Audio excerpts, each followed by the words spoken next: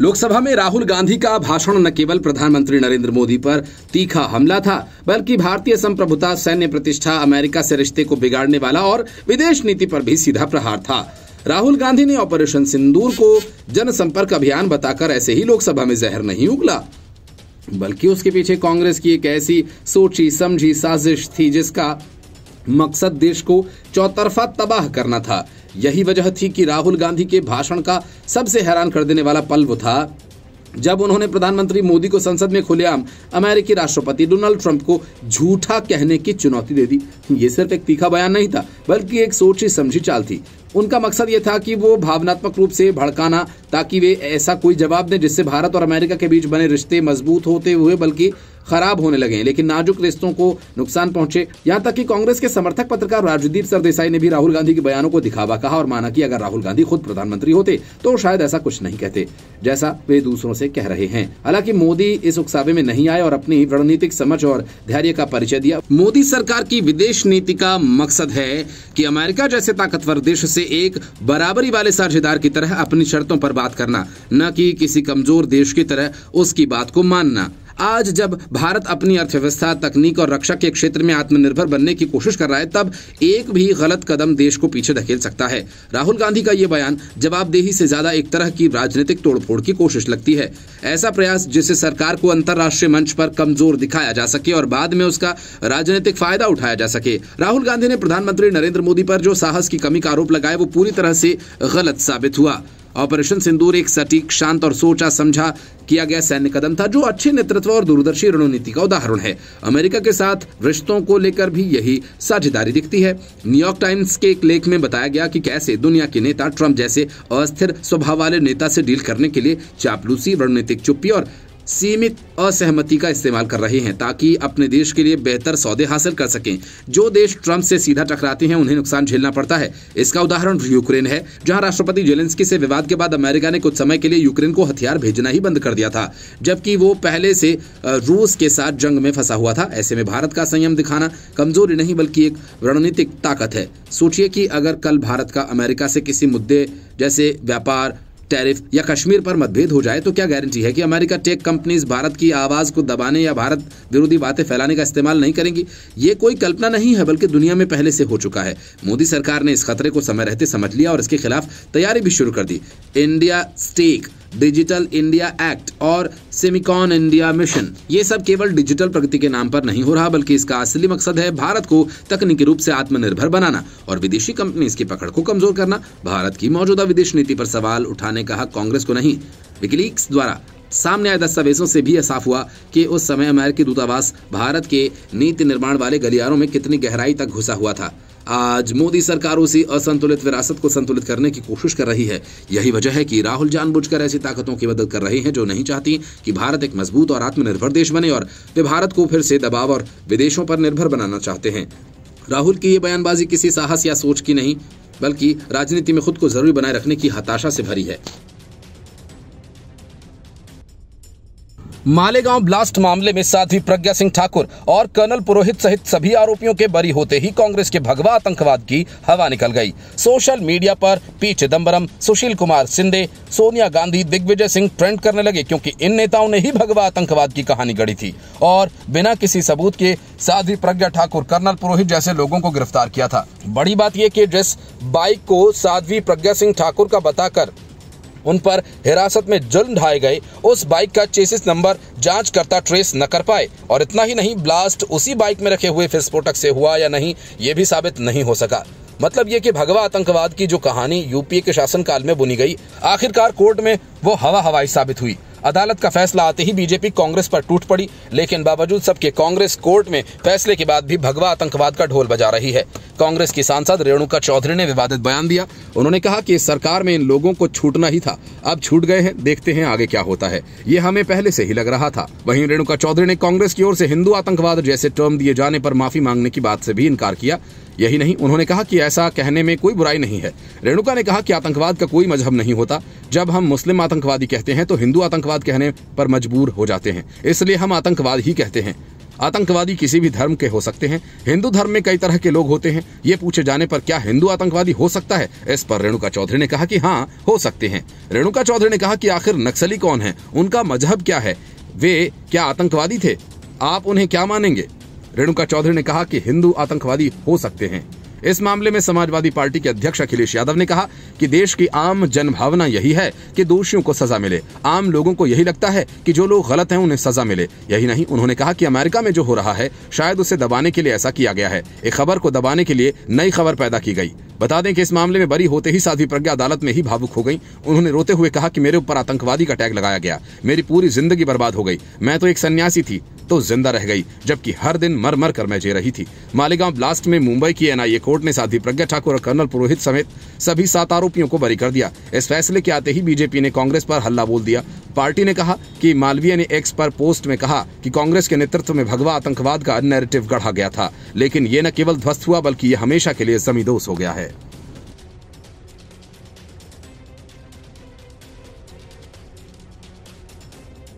Bureau report, news of India.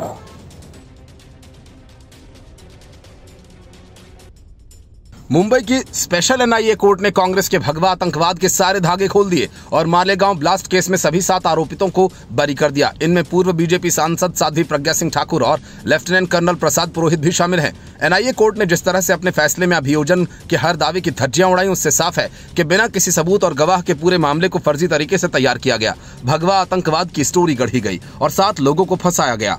Special जज A K. Lahoti ने अपने फैसले में कहा कि अभियोजन पक्ष कोई ठोस सबूत पेश करने में नाकाम रहा और सबूतों में कई असंगतियां हैं।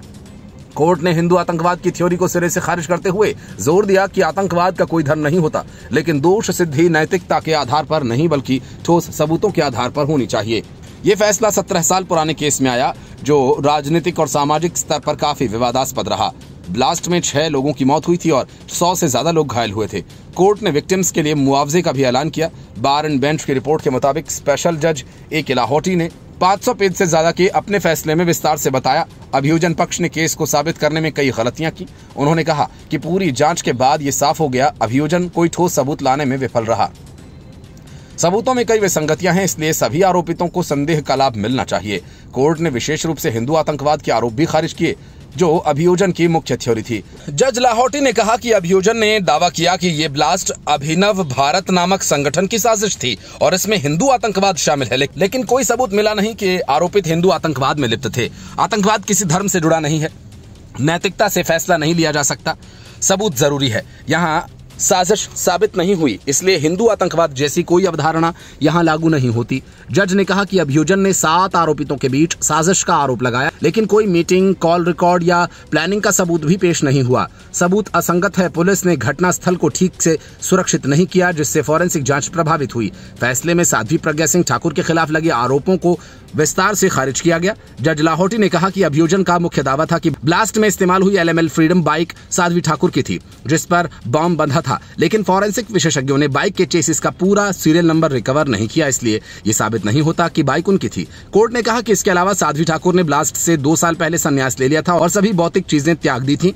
ऐसे में बाइक उनके पास कैसे हो सकती है। कोर्ट ने ठाकुर के सन्यासी जीवन पर भी टिप्पणी की, जिसमें ये कहा गया कि उन्होंने 2 साल पहले सब छोड़ दिया था, इसलिए मटेरियल संपत्ति से उनका कोई लेना देना नहीं था। लेफ्टिनेंट कर्नल प्रसाद पुरोहित पर लगे गंभीर आरोपों को भी कोर्ट ने खारिज कर दिया और कहा कि अभियोजन ने दावा किया कि पुरोहित ने कश्मीर से RDX मंगवाया और बम असेंबल किया, लेकिन कोई सबूत नहीं, न गवाह न डॉक्यूमेंट्स। ये आरोप निराधार है। फाइनेंशियल ट्रांजैक्शंस पर बात करते हुए जज लाहोटी ने बताया कि पुरोहित और आरोपित अजय रहरकर के बीच पैसे के लेन देन हुए थे क्योंकि वे अभिनव भारत के पदाधिकारी थे, लेकिन ये पैसा पुरोहित ने अपने घर के निर्माण और LIC की पॉलिसी पर खर्च किया, न कि किसी आतंकवादी गतिविधि के लिए। अभियोजन ये भी साबित नहीं कर पाया कि पैसे का गलत काम में इस्तेमाल हुआ, इसलिए कोई केस नहीं बनता है।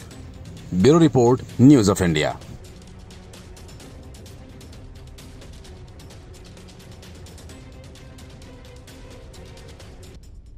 अगर बीजेपी और दूसरी पार्टियां राहुल गांधी को लेकर बार बार ये कहती हैं कि राहुल गांधी को विदेश नीति और अर्थव्यवस्था की कोई समझ नहीं, तो उनका कहना काफी हद तक सही है। वजह राहुल गांधी का बिना होमवर्क किए कुछ भी बोलना है।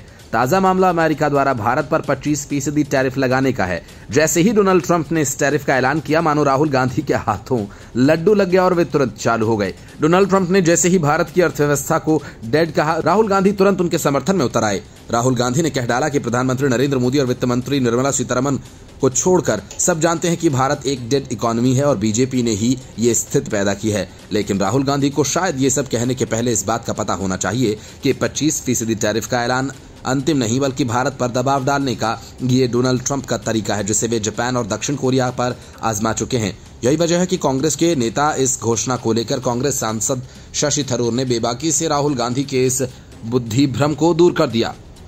उन्होंने कहा कि 25% टैरिफ और उसके ऊपर से जुर्माना इस टैरिफ को और ज्यादा बढ़ाएगा। अगर ये ऐसे ही रहा तो ये भारत और अमेरिका के बीच के ट्रेड को बर्बाद भी कर सकता है। क्योंकि अभी ट्रेड डील पर बात चल रही है, इसलिए हो सकता है कि ट्रंप द्वारा की गई ये घोषणा अमेरिकी सौदेबाजी का एक तरीका हो। थरूर ने ट्रंप की तरफ से टैरिफ घोषणा पर अपनी बात रखते हुए कहा कि हमारे लिए ये बहुत ही गंभीर मामला है। 25% टैरिफ और उसके साथ ही रूस से तेल खरीदने को लेकर जुर्माना इस टैरिफ को 35.45% तक ले जा सकता है। इस टैरिफ की वजह से दोनों देशों के बीच का व्यापार बर्बाद हो सकता है। अभी ट्रेड डील के ऊपर बात चल रही है, ऐसे में हो सकता है कि ये 25% टैरिफ सौदेबाजी का तरीका हो। हालांकि उम्मीद है कि ट्रेड डील पर बातचीत के बाद आने वाले समय में टैरिफ की दर में कमी आएगी। अगर ऐसा नहीं होता है तो ये अमेरिका को हमारे निर्यात के लिए नुकसानदायक साबित होगी, क्योंकि अमेरिका हमारे लिए एक बड़ा बाजार है। उन्होंने कहा कि दूसरी ओर अगर अमेरिका की मांगे गलत हैं तो हमारे अधिकारियों को इसका विरोध का पूरा अधिकार है। हमारे करीब 70 करोड़ लोग खेतीबाड़ी पर आधारित हैं। अमेरिका को खुश करने के लिए हम उन्हें संकट में नहीं डाल सकते। अमेरिका को हमारी ज़रूरतों को समझना होगा। अमेरिका हमारे बाजार में सामान बेचना चाहता है, लेकिन उन्हें ये भी देखना चाहिए कि क्या उनकी कीमतें भारतीय बाजार के हिसाब से सही हैं। जो चीज़ें ट्रंप हमें बेचना चाहते हैं वे दूसरी जगहों से हमें सस्ती पड़ती हैं। तो अमेरिका को ये भी समझना चाहिए कि अमेरिका के राष्ट्रपति ने इससे पहले जापान के साथ भी इसी तरीके से ट्रेड डील में देरी होने पर 25% टैरिफ की घोषणा कर दी। इसके बाद जब जापान ने अमेरिका की बात मानते हुए आने वाले समय में अमेरिका में निवेश करने की बात मान ली, तो बाद में टैरिफ की दर को ये घटा दिया गया, जिसके बाद अमेरिका और दक्षिण कोरिया के बीच ट्रेड डील पर बातचीत नए सिरे से शुरू हो गई। लेकिन इन बातों को पूरी तरह जाने समझे बगैर राहुल गांधी ने डोनाल्ड ट्रंप के बयान को प्रधानमंत्री नरेंद्र मोदी और उद्योगपति गौतम अडानी पर हमला बोलने के लिए इस्तेमाल करना शुरू कर दिया। उन्होंने ये भी दावा किया कि अमेरिका के साथ व्यापार समझौता ट्रंप की शर्तों पर होगा और प्रधानमंत्री नरेंद्र मोदी वही करेंगे जो अमेरिकी राष्ट्रपति कहेंगे। जस्टिस यशवंत वर्मा के खिलाफ महाभियोग चलाए जाने की सुप्रीम कोर्ट की सिफारिशों को चुनौती देने वाली अर्जी पर सुप्रीम कोर्ट में फिर सुनवाई हुई। सुनवाई के दौरान अदालत ने जस्टिस वर्मा के वकील कपिल सिब्बल की दलीलों पर सख्त जवाब दिए और कहा कि चीफ जस्टिस का पद कोई पोस्ट ऑफिस नहीं है। असल में कपिल सिब्बल ने जस्टिस वर्मा का पक्ष रखते हुए सुप्रीम कोर्ट की तरफ से गठित आंतरिक कमेटी की जांच पर सवाल उठाए थे। उन्होंने कहा था कि ऐसा कोई प्रावधान नहीं कि हाईकोर्ट या सुप्रीम कोर्ट के किसी जज के खिलाफ आंतरिक जांच के आधार पर महाभियोग की सिफारिश की जाए। इस तरह उन्होंने पूर्व जस्टिस संजीव खन्ना के उस फैसले पर सवाल उठाए जिसके तहत उन्होंने 3 जजेस की कमेटी गठित कर जस्टिस वर्मा के आवास पर जले हुए नोटों के मिलने की जांच करने का आदेश दिया था। उस कमेटी की जांच में कैश कांड में जस्टिस वर्मा की भूमिका को गलत पाया गया था। इसी के आधार पर पूर्व चीफ जस्टिस ने पीएम और राष्ट्रपति को इस बात की सिफारिश की थी कि जस्टिस वर्मा के खिलाफ महाभियोग चलाया जाए।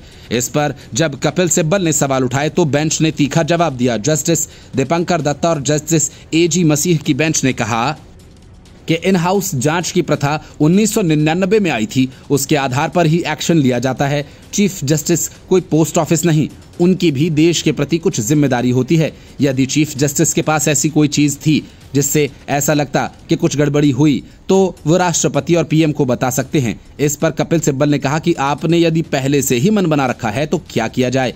उनकी इस दलील पर बेंच ने कहा कि हम चुप रहेंगे और आपको दलीलें देने की अनुमति है, इसके बाद ही फैसला देंगे, लेकिन ऐसा करना सही नहीं होगा, इसलिए हम बोल रहे हैं। कपिल सिब्बल ने कहा कि जिस तरह से जस्टिस यशवंत वर्मा के खिलाफ महाभियोग लाया जा रहा है, यदि वह आगे बढ़ा तो गलत उदाहरण पेश होगा। उस रिपोर्ट के भरोसे ही एक्शन नहीं हो सकता। उनकी इस दलील का भी बेंच ने जवाब दिया और कहा कि आप रिपोर्ट को बीच में मत लाइए। आपकी बात यह है कि वो कमेटी असंवैधानिक थी या नहीं। आप उस पर ही रहिए या बात कीजिए। इसके पहले कपिल सिब्बल ने कहा कि जजेस को हटाने की शक्ति संसद को संविधान के अनुच्छेद 124 के तहत दी गई। जज को कदाचार या फिर अक्षमता के आधार पर हटाया जा सकता है। भारत के कानून या संविधान में किसी जज को हटाने के लिए कोई और तरीका नहीं दिया गया है। कमेटी की रिपोर्ट से पहले जज के आचरण पर संसद में चर्चा नहीं होती है। कपिल सिब्बल ने कहा कि लेकिन इस मामले में वीडियो सार्वजनिक कर दिया गया, लोगों ने चर्चा शुरू कर दी, कमेटी भी बना दी गई, जो कि गलत था। जस्टिस दीपंकर दत्ता ने कपिल सिब्बल की दलीलें सुनने के बाद कहा कि तो आप कमेटी से ये बात कहते हैं कि आप जांच नहीं कर सकते या कमेटी को गठन के खिलाफ उसी समय कोर्ट में आते हैं, अब क्यों आए हैं? उन्होंने कहा कि आप चीफ जस्टिस की किसी चिट्ठी का हवाला दे रहे हैं, उसे भी रिकॉर्ड पर नहीं रखा, ऐसे किस तरह सुनवाई होगी? जस्टिस दीपंकर दत्ता ने याचिकाकर्ता से यह भी कहा कि वो रिपोर्ट को राष्ट्रपति और प्रधानमंत्री को भेजने का भी विरोध कर रहे हैं। उन्होंने कहा कि राष्ट्रपति ही जजों को नियुक्त करते हैं, संवैधानिक प्रमुख हैं, तो उन्हें जानकारी देने का विरोध क्यों किया जा रहा है? जस्टिस दीपंकर के सवालों पर कपिल सिब्बल ने कहा कि वह राष्ट्रपति को जानकारी देने का विरोध नहीं कर रहे, लेकिन घर से मिले पैसे जस्टिस वर्मा के थे, ऐसा क्यों मान लिया गया? इसकी तो जांच होनी चाहिए थी कि पैसे किसके थे। Report news of India. Lok Sabha में ऑपरेशन सिंदूर पर हुई विशेष चर्चा के दौरान कांग्रेस ने इतिहास के पन्नों को पलटकर सरकार को कटघरे में खड़ा करने की कोशिश की। राहुल गांधी ने अपने 40 मिनट के भाषण में मौजूदा सरकार पर निशाना साधते हुए कहा कि मोदी सरकार के पास 1971 के जंग जैसी राजनीतिक इच्छा शक्ति नहीं है जो तत्कालीन प्रधानमंत्री इंदिरा गांधी के पास थी। उन्होंने आरोप लगाया कि सरकार ने वायुसेना के पायलट्स को सीमित निर्देश देकर लड़ाई में झोंका, जिससे भारत को नुकसान उठाना पड़ा। राहुल गांधी के इस बयान के बाद बवाल मच गया। राहुल गांधी के इस बयान पर पलटवार करते हुए केंद्रीय संसदीय कार्य मंत्री किरेन रिजिजू ने इंदिरा गांधी का 5 सितंबर 1971 का लिखा गया एक ऐतिहासिक पत्र साझा किया, जो उन्होंने तत्कालीन अमेरिकी प्रेसिडेंट रिचर्ड निक्सन को भेजा था। इस पत्र में इंदिरा गांधी ने पाकिस्तान को भारत पर हमला करने से रोकने की अपील की थी। रिजिजू ने सोशल मीडिया प्लेटफॉर्म एक्स पर लिखा कि कृपया राष्ट्रपति निक्सन को इंदिरा गांधी द्वारा लिखे गए पत्र के इस पाठ को देखने के लिए 4 मिनट का समय दें। क्या यही इंदिरा गांधी जी की राजनीतिक इच्छा शक्ति है? पत्र में इंदिरा गांधी ने लिखा था कि पाकिस्तान ने भारत पर बिना किसी उकसावे के हमला किया है और भारत को अपनी सुरक्षा और क्षेत्रीय अखंडता की रक्षा के लिए युद्ध की स्थिति में जाना पड़ा है। उन्होंने अमेरिका से अपील की थी कि वह पाकिस्तान पर प्रभाव डालकर उसकी आक्रामक नीति को रोके। पीएम मोदी ने भी संसद में कहा कि उनकी सरकार ने सेना को पूरी छूट दी थी। सेना को तय करने दिया गया कि ऑपरेशन कब, कहां और कैसे करना है। हमने पाकिस्तान को कड़ा सबक सिखाया और आज भी उनकी रातों की नींद उड़ी हुई है। बीजेपी सांसद निशिकांत दुबे ने एक लेटर को शेयर कर कहा कि कल लोकसभा में राहुल गांधी जी ने 1971 युद्ध के बारे में इंदिरा गांधी जी की भूमिका पर गलत बयानी की। दिसंबर में इंदिरा गांधी जी ने अमेरिका के तत्कालीन राष्ट्रपति निक्सन को पाकिस्तान के साथ युद्ध रोकने की गुहार लगाई थी। तत्कालीन प्रधानमंत्री इंदिरा गांधी जी ने अमेरिका के सामने आत्मसमर्पण किया था। लोकसभा अध्यक्ष जी को अध्यक्षीय डायरेक्शन के नियम 115 के तहत राहुल गांधी जी पर कार्रवाई करने के लिए पत्र लिखा है। इंदिरा गांधी के इस पत्र के सामने आने के बाद से कांग्रेस के उस दावे की हवा निकल गई जिसमें वे मोदी सरकार से ट्रंप के दावों को लेकर सवाल कर रहे हैं। भारत सरकार ने बार बार कहा कि पाकिस्तान के साथ सीजफायर में डोनाल्ड ट्रंप की कोई भूमिका नहीं है, जबकि ट्रंप बार बार इस बात को दोहरा रहे हैं। उन्होंने ही दोनों देशों के बीच सीजफायर करवाया। यही वजह है कि निशिकांत दुबे ने कहा कि इंदिरा गांधी ने 5 दिसंबर 1971 को अमेरिकी राष्ट्रपति रिचर्ड निक्सन को पत्र लिखा था। उन्होंने लिखा था कि हमारी सरकार खतरे में है और भारत युद्ध विराम चाहता है, आप पाकिस्तान को मना लीजिए। दुबे ने सवाल उठाते हुए कहा कि इतना बड़ा आत्मसमर्पण, इतना बड़ा झूठ। निशिकांत दुबे ने आगे कहा कि 1971 का पूरा इतिहास इंदिरा गांधी को लिखे इस पत्र में समाया हुआ है। जब लोगों को लगा कि हम अपना पाक अधिकृत कश्मीर ले सकते हैं, जब हमने 93,000 पाकिस्तानी सैनिकों को बंदी बना लिया था, उस समय अचानक युद्ध विराम हो गया। इस इतिहास को देखने के बाद क्या आपको नहीं लगता कि कांग्रेस ने सभी को नियंत्रित कर लिया था? कांग्रेस ने इतिहास को तोड़ मरोड़ कर पेश करने की कोशिश की। Bureau report, news of India. Operation Sindoor को लेकर कांग्रेस और पूरे विपक्ष के पास एक गढ़ी हुई कहानी है जो पाकिस्तान के प्रोपेगेंडा, डोनाल्ड ट्रंप के फर्जी दावों पर आधारित है। कोशिश यह है कि किसी तरह सरकार को घेरा जाए और यह साबित किया जाए कि ऑपरेशन सिंदूर में सरकार ने डोनाल्ड ट्रंप और पाकिस्तान के सामने ठीक वैसे ही घुटने टेके जैसे इंदिरा गांधी ने 1971 में अमेरिकी राष्ट्रपति रिचर्ड निक्सन को पत्र लिखकर पाकिस्तान को मनाने के लिए गुहार लगाई थी। तब इंदिरा गांधी ने लिखा था कि पाकिस्तान को मनाइए, नहीं तो मेरी सरकार गिर जाएगी। लोकसभा के बाद राज्यसभा में भी कांग्रेस सहित विपक्ष का यही खेल जारी रहा। कांग्रेस के जयराम रमेश की बार बार टोका टोकी से विदेश मंत्री एस जयशंकर भड़क गए। ट्रंप की मध्यस्थता को लेकर दावे पर जयराम रमेश ने टिप्पणी की। इस पर जयशंकर ने दो टूक कहा। जयराम रमेश जी, कान खोलकर सुन लीजिए, 22 जून से 16 जून तक प्रधानमंत्री नरेंद्र मोदी की ट्रंप से एक बार भी फोन पर बात नहीं हुई है। वहीं शक्ति सिंह गोहिल और संजय सिंह का नाम लेकर भी जयशंकर ने उपसभापति हरिवंश के सामने नाराजगी जताई और इस पर उपसभापति ने सदन से कहा कि आप अपनी बात कहेंगे और दूसरों की नहीं सुनेंगे, ये संसदीय मर्यादा नहीं है, आपको भी बोलने का मौका मिलेगा। इस दौरान विपक्षी सांसद लगातार टिप्पणी करते रहे। इस पर सभापति हरिवंश ने स्थिति को संभालने की कोशिश की। विदेश मंत्री एस जयशंकर ने चर्चा के दौरान कहा कि हमारे टारगेट तय थे, हमने कार्रवाई की और साफ भी कर दिया कि भारत किसी भी मध्यस्थता को स्वीकार न करेगा। अगर बात होगी तो वह डीजीएमओ चैनल के जरिए होगी। पाकिस्तान के डीजीएमओ ने हमारे डीजीएमओ से बात की और उन्होंने हमले रोकने की गुहार लगाई।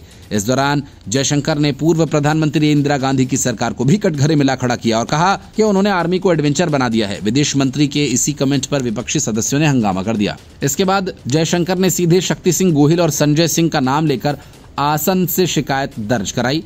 उन्होंने विपक्ष के रवैये पर नाराजगी जताई और इसके बाद उपसभापति हरिवंश ने कहा कि आप अपनी बात कहेंगे और दूसरों की नहीं सुनेंगे, ये संसदीय मर्यादा नहीं।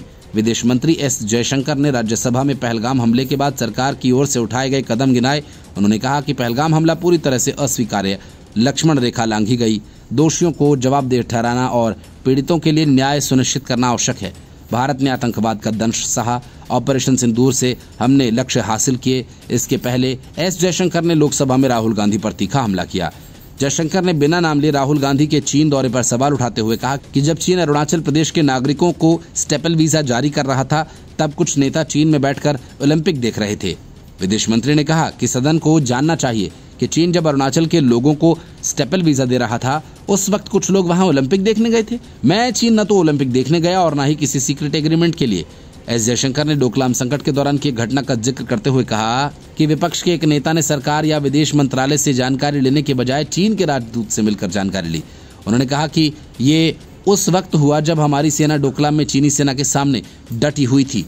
तब राष्ट्रीय एकता की जरूरत थी, न कि पर्दे के पीछे की मुलाकातों की। Bureau report, news of India.